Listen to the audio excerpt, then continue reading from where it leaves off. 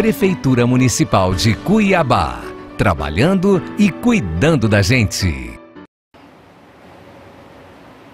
Olá, tudo bem com você? Hoje nós vamos aprender um assunto muito importante na nossa aula de História. É sobre a escravidão no Brasil. E eu sou o professor Edmilson Moraes.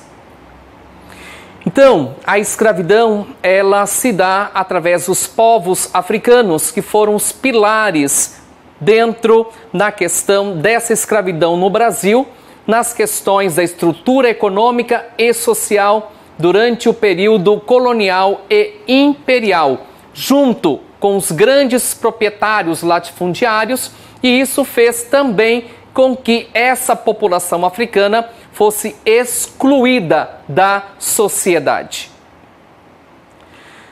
Portugal, depois de todo o processo de ocupação do continente africano, é que viabilizou após a chegada aqui nas terras brasileiras, tá? Então, eles aboliram a escravidão em 1761, mas muitas colônias ainda passaram por esse processo até por volta dos anos 1800. Então, quando os portugueses aqui chegaram, começaram a descobrir essas riquezas e eles precisavam de trabalhadores para poder explorar a riqueza que havia no Brasil. E devido à questão, ainda respeitando o Tratado de Tordesilhas, aqui nessa parte que vocês estão conseguindo observar neste mapa, quais foram realmente os motivos que levaram com que Portugal trouxessem os africanos para se tornarem escravos no Brasil? Então, como eu disse anteriormente, primeiramente, quem conhecia a terra eram os índios, e foram eles os primeiros a serem os elementos importantes no processo dessa escravização. Eles resistiram, lutaram, os colonizadores tentaram se aproximar de uma aldeia para poder invadir a outra, já que parte dessas aldeias no território brasileiro não eram assim, aquela política da boa vizinhança ou eram amigos uns dos outros. E essa característica os portugueses conseguiram observar. Então, os índios foram os primeiros a se tornarem escravos para poder explorar a riqueza das terras brasileiras. E a partir daí é que começam a vir para cá os africanos para se tornarem escravos. Vocês conseguem aqui, dentro da questão econômica, que esse aí era um ponto-chave dentro da colonização dos portugueses, tá? Então, os portugueses colonizaram o território africano. De lá eles fizeram um acordo com chefes, até mesmo reis das tribos africanas, e por intermédio disso que eles foram trazidos para o Brasil. E lembrando que os africanos só se tornam escravos quando chegaram no território brasileiro. E assim que dá o início a todo esse processo do chamado tráfico de escravos, e esses africanos eram trazidos os chamados navios negreiros ou navios tumbeiros, onde eles não tinham o mínimo de tratamento ou eram tratados até mesmo como bichos, como animais.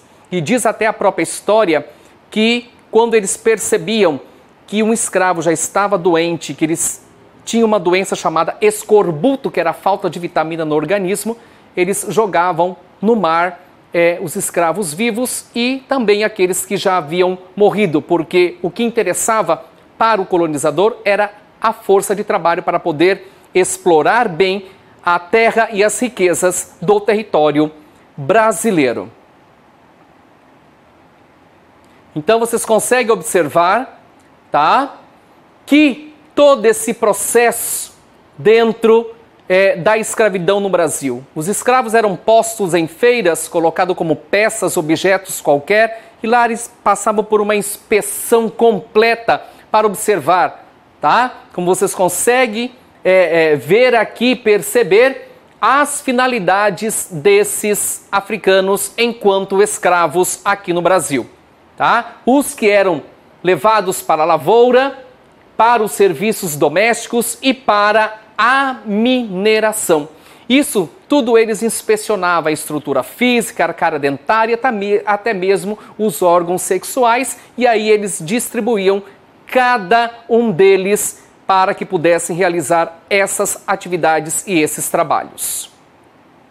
Então aqui vocês conseguem também observar como era realmente feito, né? A escrava enquanto ama de leite para os grandes proprietários, a carga horária 15, 16 horas e até mesmo mais para que eles pudessem trazer essa rentabilidade para os senhores, e os castigos que eles enfrentaram pela desobediência, por não cumprir com aquilo que realmente deveriam fazer. Então aqui vocês conseguem observar como que eles eram castigados nessas propriedades. Muitas vezes os livros, eles trazem o mínimo, mas a gente não tem noção das atrocidades que esses escravos enfrentaram dentro dessas propriedades, como vocês conseguem retratar nessas imagens. E só um adendo, em Cuiabá não foi diferente esse período, porque assim como esta imagem, aqui em Cuiabá também aconteceu muito durante esse processo da escravização desses africanos aqui no Brasil. E aí, a partir de então, começa essa luta pelo processo da liberdade, da abolição, né? O que impulsionou algumas leis que já haviam sendo escritas ao longo de todo o mundo, e depois as leis específicas do Brasil, mas também os movimentos chamados abolicionistas para poder buscar a liberdade. Muitos até eram ajudados financeiramente para comprar a sua carta de alforria ou de liberdade. Muitos filhos dos fazendeiros ou proprietários também entraram nessa luta para conseguir buscar a liberdade desses escravos. E aqui vocês acompanham as leis que surgiram tanto a nível mundial como a nível de Brasil, tá? Temos anteriormente a lei Bill-Abed, a lei Eusébio de Queiroz. Depois tivemos a lei Rio Branco, a lei do ventre livre, libertando os bebês e as mulheres escravas. A lei dos sexagenários, os escravos há mais de 60 anos, quando conseguiam chegar até essa idade. E o grande feito que nós conhecemos a história como a Lei Áurea, assinada em 13 de maio de 1888 pela princesa Isabel. E aqui temos alguns brasileiros importantes, ilustres, que lutaram pela questão da liberdade desses escravos na sociedade brasileira.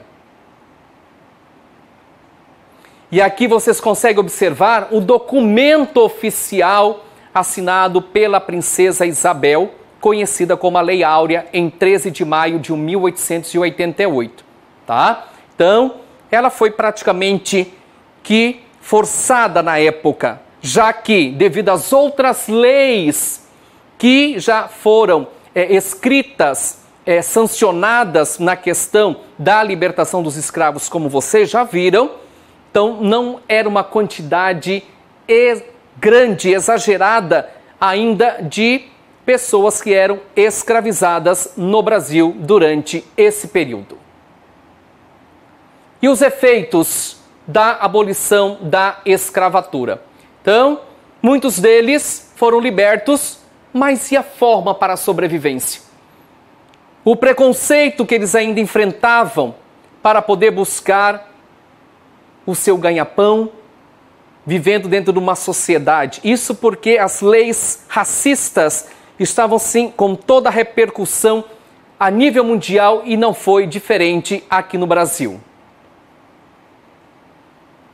E assim também, tá? Esse 13 de maio é uma data, infelizmente, até um pouco esquecida na sociedade brasileira, em virtude do 20 de novembro, que lembra o grande líder que lutou incansavelmente pela libertação dos escravos do Brasil, que foi Zumbi dos Palmares, quando fundou o Quilombo de Palmares, na região de Pernambuco. E aqui um pouco da arte, porque os escravos não vieram apenas para serem escravizados. da África. Eles vieram e trouxeram toda a sua arte, sua cultura, sua religião para a sociedade brasileira. Espero que vocês tenham aprendido e gostado dessa aula. Depois, em outro momento, nós vamos ver o pós-abolição e a vida dos escravos na sociedade brasileira. Mais uma vez, se precisar sair de casa, use sua máscara, use seu água em gel, se higienize bem, mas se não, fique em casa, pois essa nós vamos vencer mais esta batalha. Prefeitura Municipal de Cuiabá, trabalhando e cuidando da gente.